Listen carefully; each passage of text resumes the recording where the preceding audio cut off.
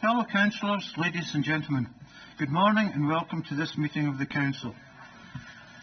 Before we begin this morning, I would just like to remind everyone present that this meeting will be broadcast live to the Internet. It will also be stored as part of the Council's webcast archive and capable of being repeat viewing. I would also like to welcome Anthony McCready, the Chief Executive Officer of the East Renfrewshire Leisure Trust. This is his first council meeting this morning. Welcome, Anthony. I have the discretion to terminate or suspend filming if, in my opinion, allowing filming would continue to prejudice the proceedings of the meeting. Members are reminded that the cameras are activated by the sound system and they must switch on microphones when speaking and switch off immediately when finished speaking. I should also like to remind members and members of the public that we're not expecting a fire alarm today, so if the fire alarm goes off, there's a fire exit in that corner, and this corner over here. Do you have any apologies for absence? Thanks, Provost. We have apologies this morning from Councillors Buchanan, Riley and Wallace. Thank you. Declarations of interest. The Councillors' Code of Conduct requires elected members to declare any financial or non-financial interests they may have in any of the items on the agenda. Do any members have any declarations of interest? I have a direct declaration of interest in item 8, the Leisure Trust. Provost, I have the same declaration in respect of agenda 8, item 8. Thank you, Provost. I also have a non-financial interest in the agenda item 8 regarding the Community and Leisure Trust. Provost, I've also got a non-financial interest in item number 8. Thank you. Item 3, the minute of the meetings of the Council held on the 16th of December 2015 is submitted for approval as a correct record and for signature. Is that in order? Councillor. Thank you, Provost. Can I draw attention to page 1736?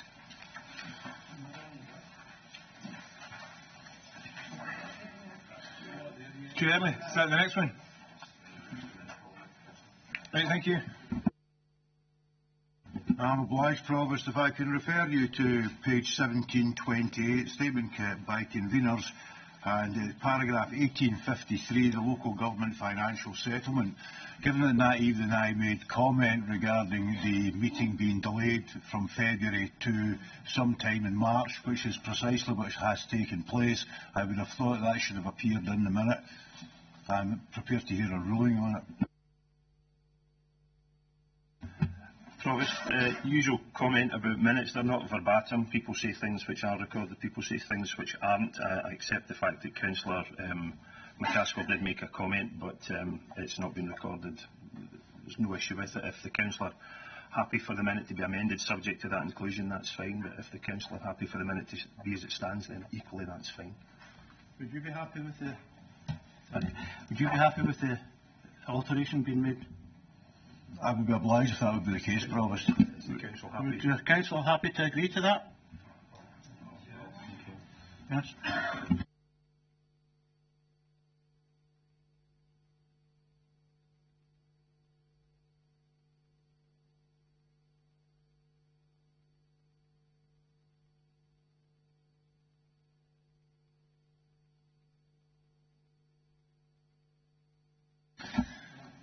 Thank you once again. Can I draw your attention to page 1736 in the Newford Grove development? Yep.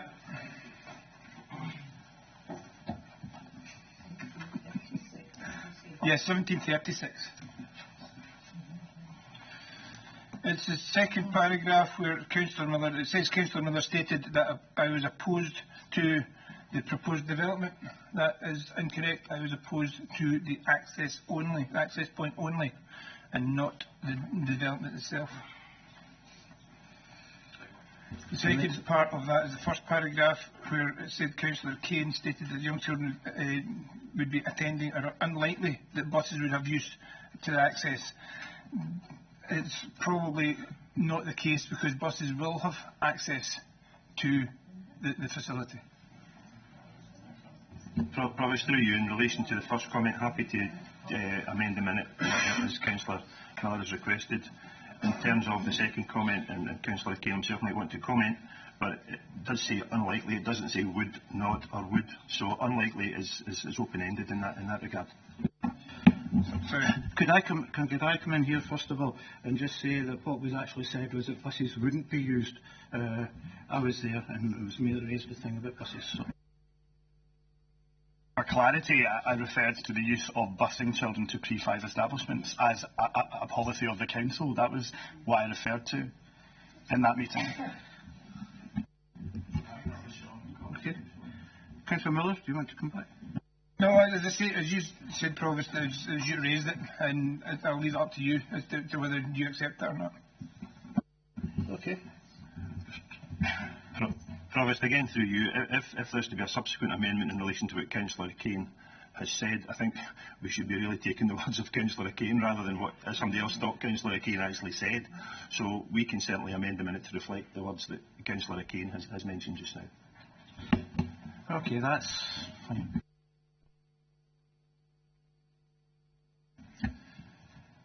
Page 1734 in the minutes. The third paragraph from the bottom, you probably don't really need to look it up. There's part, it's to do with light spillage that comes up and it says a level of 5 lux. At the actual meeting, nobody could tell us what a lux was. Is it not extremely difficult to decide on whether it should be passed or not if you don't know whether a lux is a candlelight or maybe a football stadium floodlight? So I'm wondering why that's happened. I also have another point in Newford Grove. Will I bring it up just now, or do you want the first one? We'll get that question first of all, but the Lux answer first of all.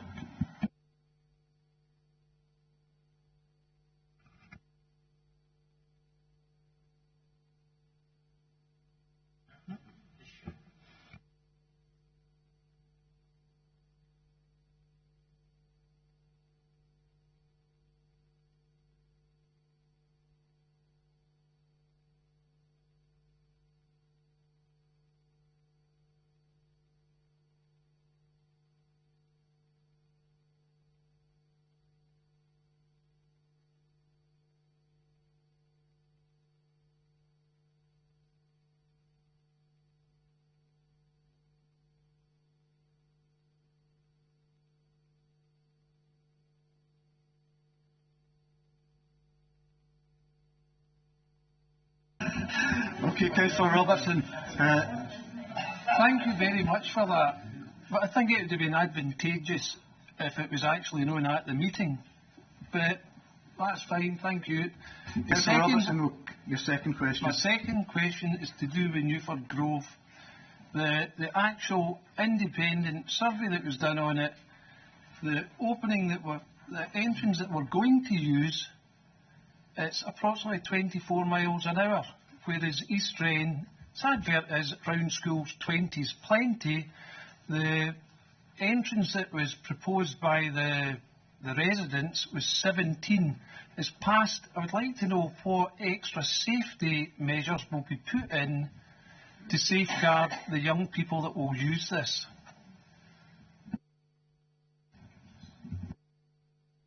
I'm sorry, can I seek clarification as to where we are in terms of the actual paper and what's written in the minute, if you don't mind?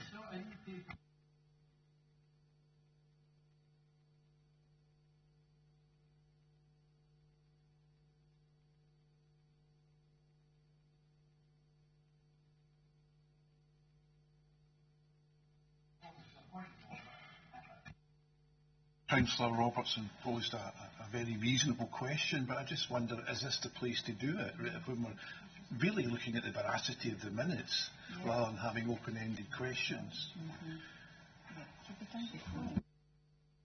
Provost, just for clarification, when we are looking at the minutes of the Cabinet and committees, it is open to elected members to ask questions on any of the items contained in the minutes.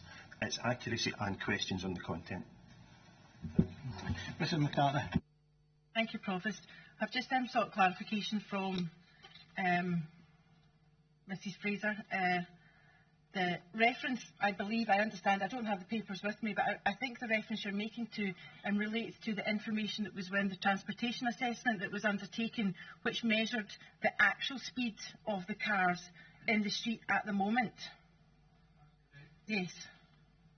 So that's a fact. That's what the cars are currently travelling at. The point I was Councillor making, Robertson, could I suggest, rather than going through here, could I suggest that you have the conversation with Mrs McCartney after the meeting? right, Would that's that fine. be, would that be convenient? Okay. Okay. Thank you, Provost. I've got two questions. One relates to the minute of the Audit and Scrutiny Committee, where we had a list of recommendations from internal audit at the back end of it. Sorry, my apologies. Page 1743, the beginning of minute 2. Yeah, of course. Of course.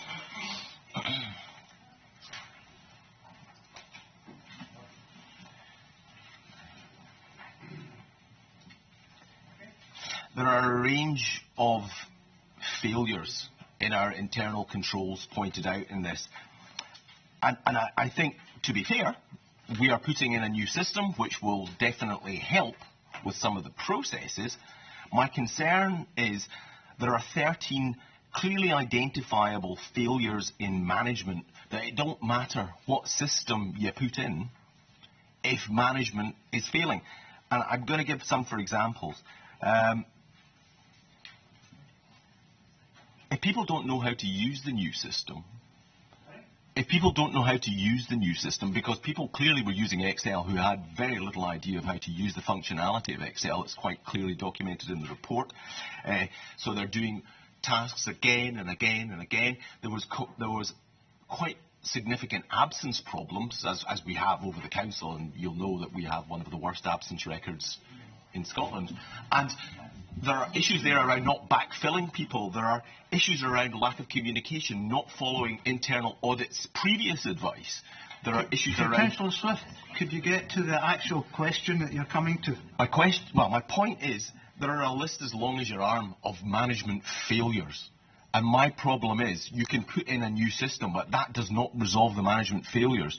My key question is to the convener for efficiency or service standards or whatever Councillor McAlpine's brief is, to answer, tell me what he has learnt from this report and what he will be doing to improve the management or help improve the management of the council so that staff feel supported, trained, get adequate learning plans in place and can do the job they're supposed to do.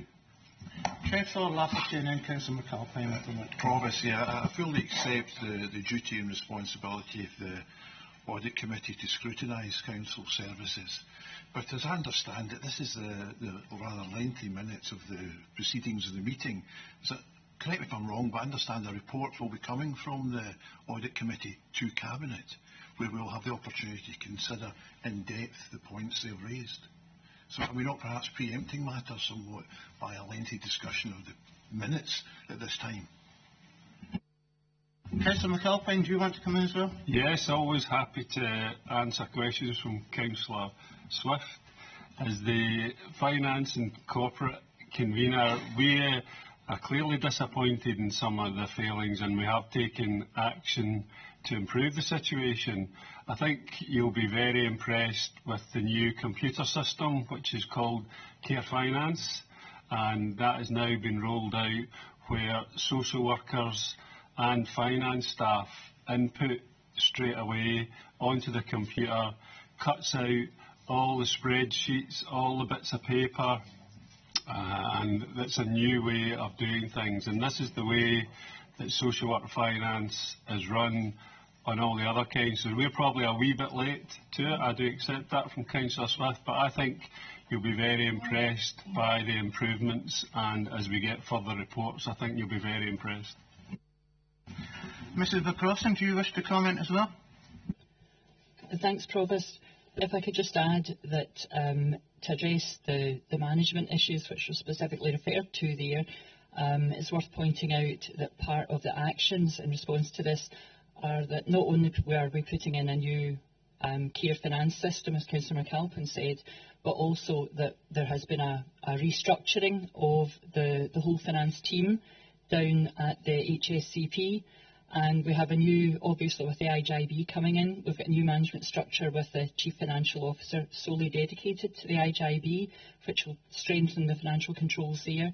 And in addition to that, more widely across the Council, we've also got increased emphasis in the new training plan, corporate training plans, which will have higher focus on any sort of digital skills. And in fact, we're already piloting this within Chief Exec's office by setting up what we call digital professionals specifically for Excel at the moment. But as a matter of routine, in addition, as part of the response to the audit plan, we have also had detailed training on Excel reconciliations and all the routine matters as well, and those are picked up as a matter of fact for every member of staff through the PRD training needs as well. So there's a lot being done. I want to bring in a leader of the councils just now.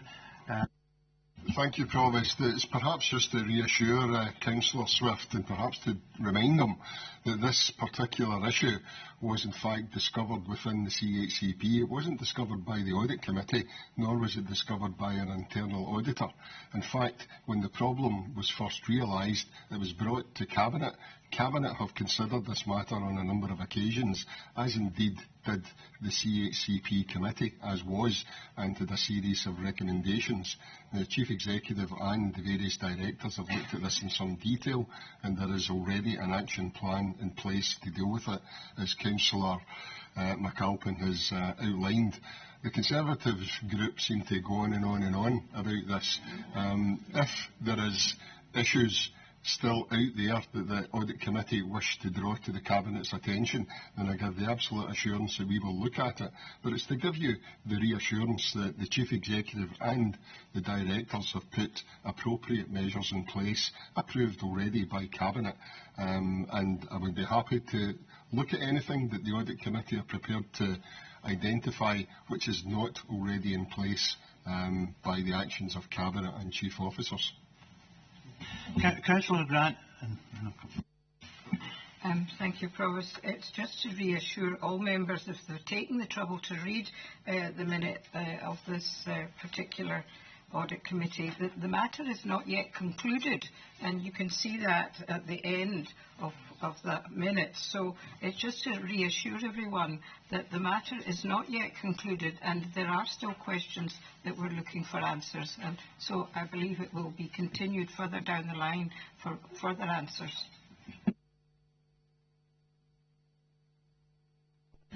Thank you, Provost. Notwithstanding what Mr McCrossan has said and Councillor Fletcher has just said, I accept that the changes have now taken place. But is there any motion or anything in motion to retrieve the funds that we've already lost? Mrs McCrossan. Thanks again, Provost. As we reported to the Audit and Scrutiny Committee, I think all of the funds that were overpaid, I think it's about 1.4 million, have been recovered, bar around 50,000, which we're still in discussion with providers about. We have agreed those sums in principle, but we're still in negotiations because it's related to larger issues. Thank you. Councillor Swift, do you want to come back in again? Briefly, Provost, I'd like to thank everybody for their contributions to this discussion, and I'd also like to remind Councillor Fletcher that it was actually not brought to the Council's attention by our own internal people, but by the media. I do have another point I'd like to raise later as well in the minutes. Clarification. I think the Director of the CHCP had something to do with bringing the matter to the attention of the Council. Thank you.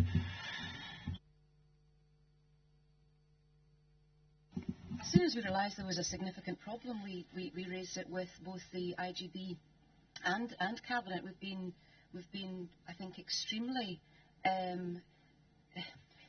transparent, and actually we've all worked very hard to try and put the situation right. Right, Councillor Swift.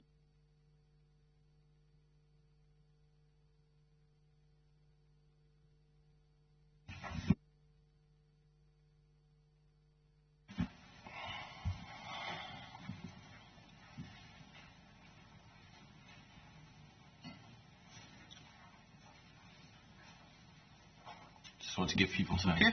Thank you very much, Provost. It's the item on the future of community engagement arrangements in East Renfrewshire.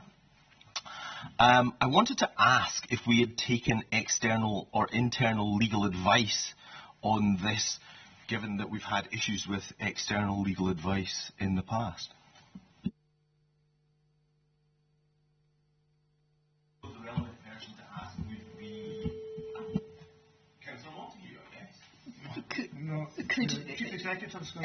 Legal is within my department, but could I just ask for clarity on what the specific issue you were looking for, you were asking that we take legal advice on, which of the particular recommendations that you are suggesting we should have taken legal advice on? Well, we have a framework, as I understand it, for participation, and we're closing down area forums. We have clearly taken external legal advice in the past around community councils and not shared that advice with the council. And that advice is now on the web, and it suggests that we maybe have ignored that advice, and we're not actually, because we didn't run a lawful, or certainly a consultation that was lawful, as I understand it, from the advice that we paid for.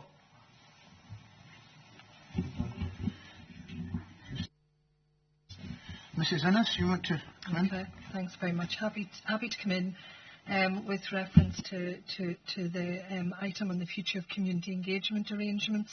The framework that you refer to, we are working that framework up at the moment, and we will be bringing that forward to a future meeting of the Cabinet in the springtime.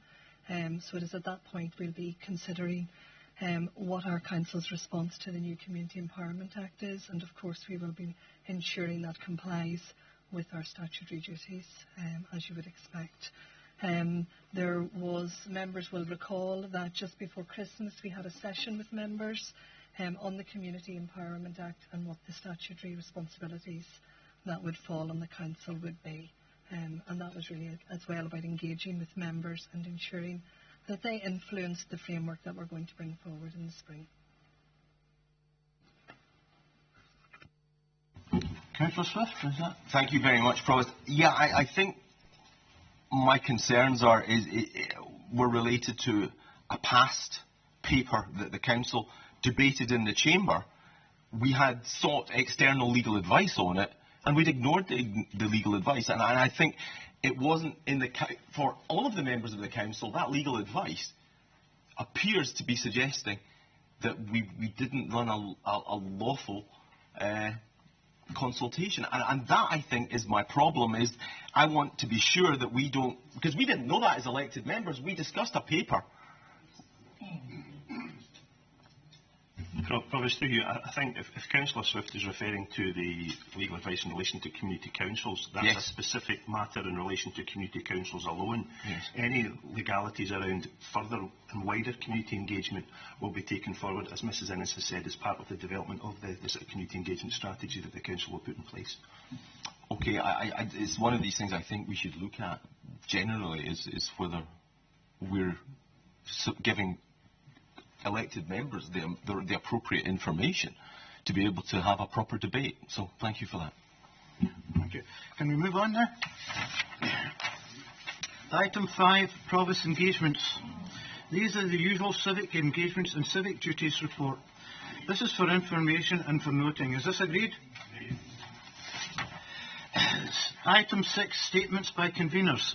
I have been advised of statements from Councillor McAlpine and Councillor Lafferty.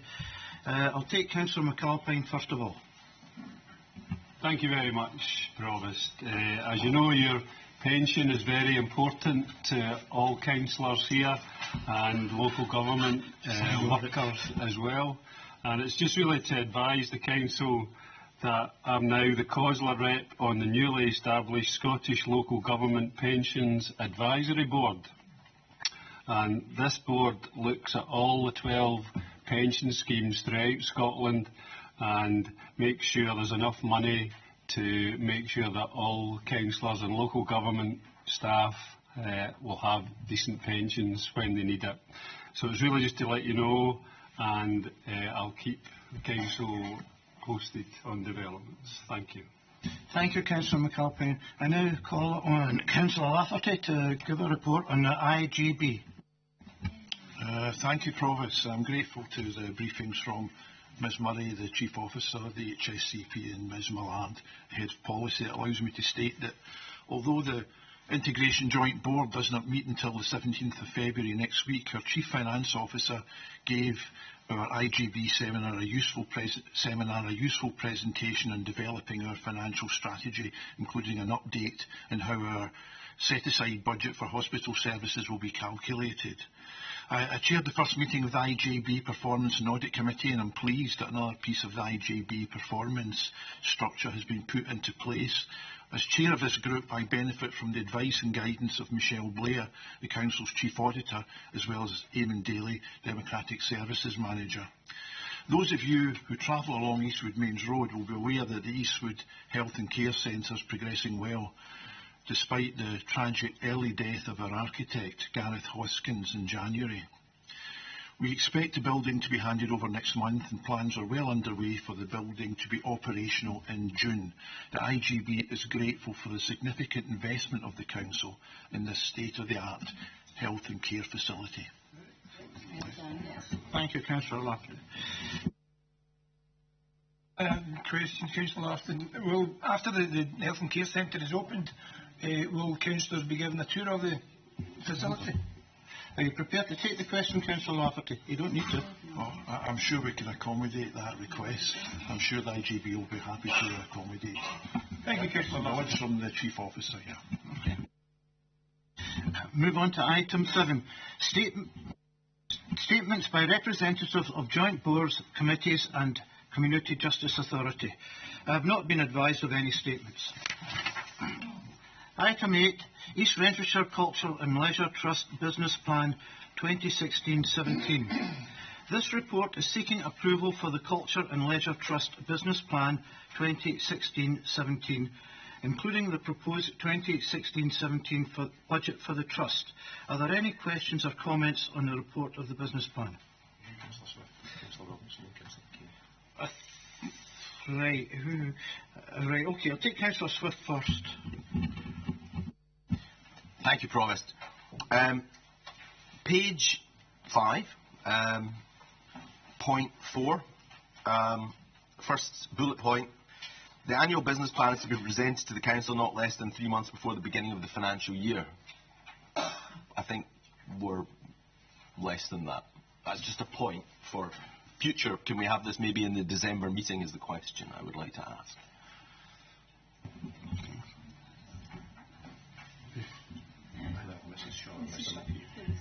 Mrs. Shaw? Essentially, the business plan should come forward at the same time as the budget is being set for the Council, since the recommendation, although I understand that that has also not been coordinated. The Trust is looking at its calendar of meetings and indeed reporting to Council to make sure that it fits in with the cycle of meetings that we have. I think this is the first year that the business plan has been presented to the Council, and as such we will learn from the processes for next year and beyond. Thank you.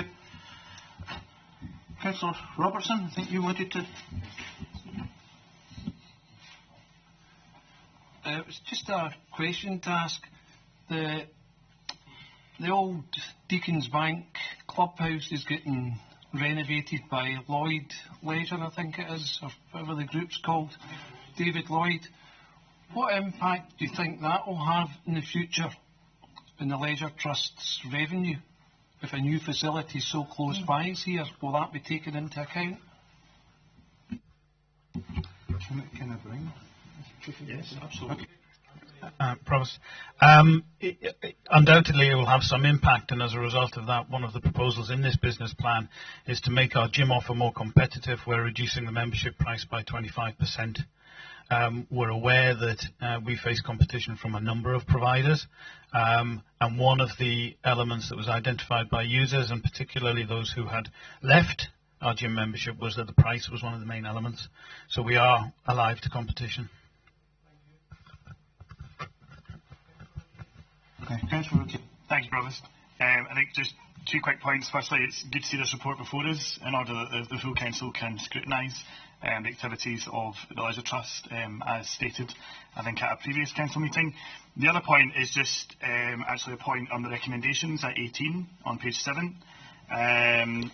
Just to amend those recommendations, given, I think it was referred to earlier in Councillor Swift's comments, to the timing, if you like, given that the budget is now not taking place today, the council budget, and being moved to a date in March, it's important to note that we can only approve the Culture and Leisure Trust budget subject to the council's budget, because although the council budget funds the management fee. So just to ensure that we add there in the recommendations that subject to Renfrewshire Council's budget.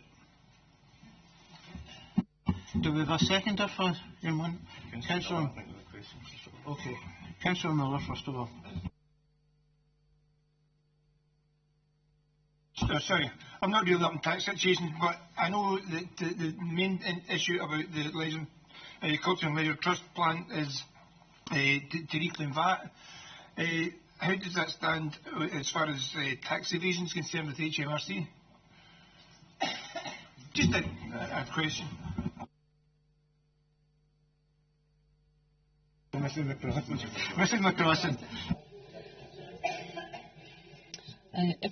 I'd like to assure everyone that it certainly is not regarded as by HMRC as tax evasion, and a huge amount of work has gone into this in this council and many others before us to set up the most advantageous arrangements for leisure trusts so that we can legally recover the VAT. Thank you very much.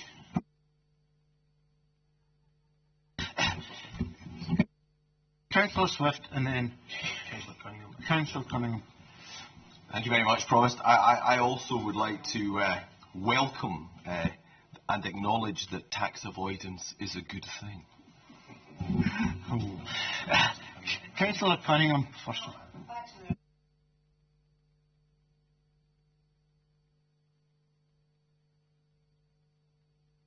I'll give Councillor McAlpine his... Thank you. Page 35 in the second paragraph. I'm delighted, Provost, to hear that the membership prices are going to be dropping by 25%. That's surely a great boon to people that use our facilities, and when prices are going up, a reduction of 25% is a huge thing. So I think that will boost all our services, and I suppose my question is, that's really good news for members, but also in that paragraph, will community halls and other lets be going down in price? Because some people say we are quite expensive, but I'd be interested to know whether that's been factored in about lets for halls. Mr. McCreevy, the outline business case that was put together before the trust was launched by the council and provided for community halls to actually raise their prices over the next 2 years as part of the budget. Obviously, one of the things we're doing within the trust, though, is trying to mitigate any of those costs. And if as looks likely we're able to generate a surplus year on year, then that's one of the things that we would address as a matter of priority, because we're aware that some of our prices are towards the top of the band. But at the moment, that's the position.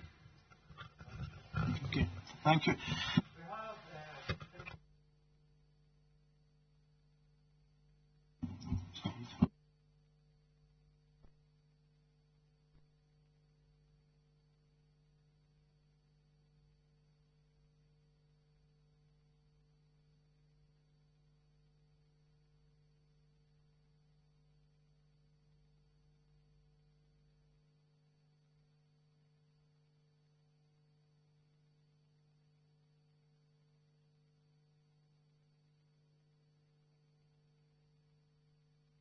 Thank you, Provost.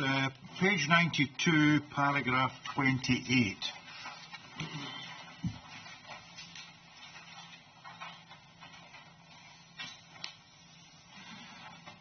It is just to highlight and welcome East Renfrewshire Council's continued support for the Strategic Planning Partnership, and I would like that minuted. Thank you. Can we note the report? Item 10 is the East Renfrewshire Council B764 Moor Road, Eaglesham, 30 miles per hour speed limit order. This report is seeking the Council's approval to make and confirm an order and to delegate the Director to implement the order in accordance with the statutory procedures. Are there any questions? Councillor Miller. Thank you, Provost. Can I ask the road manager about the rest of the main road, the Moor Road? Is any chance of it going back to 2 lane again? Mrs. Fraser? I doubt that very much. You mean the bit that where we had the cycle lanes put in and with the wind farm, going past the wind farm? No, that is not part of the plans. The reason I ask is it's probably one of the most dangerous roads we've got now that it's a single lane, because folk use it as 2 lane. Well, the cycle lane is an advisory cycle lane, so you can use the lane, the road as 2 lane, and you do have to use it, at certain times to pass. The accident record is not. We haven't had anything up there significant, so it's. Sorry, there were a cyclist killed up there. There was, but that's what I'm saying in terms of any kind of significant accident record. There isn't a significant accident record, and we don't have that many complaints about it. We did it first, as you know, because it is a fairly novel layout. But over the past few years, people have got used to it, and the traffic that's using the Moor Road tends to be the local traffic that's using it, because everybody else has transferred on to the GSO that was previously going over the Moor Road. And it is very much traffic that's either accessing the wind farm or accessing the farms, or for some other reason going up there as for leisure purposes, for walking or cycling. And we do know that there are still 1 or 2 HGVs that park away up at the top and take some rest up there. But no, we haven't had a significant amount of complaints now that everybody's got used to the layout. Okay. Thank you, Mrs. Fraser. This is sort of diverting off the actual item here. It's about the bit of Moor Road just at the Mac and Mick houses. So can we approve the report? Thank you. Item 11, special meeting of the Council. This report is seeking the Council's agreement to hold a special meeting on Wednesday the 9th of March at 10 a.m. to consider the 2016-17 budget and related matters, and the approval for the actions of the Leader of the Council in accepting the offer from the Scottish Government. Are there any questions or comments? Councillor McCaskill. Obliged, Provost, if I could draw Council's attention to page 100, paragraph 8.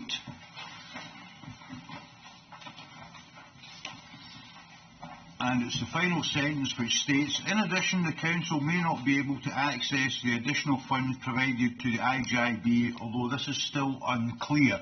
Can I ask that, given that we have now agreed to a decision by the Deputy First Minister, is there any further clarity on what funds we'll be getting regarding the IGIB?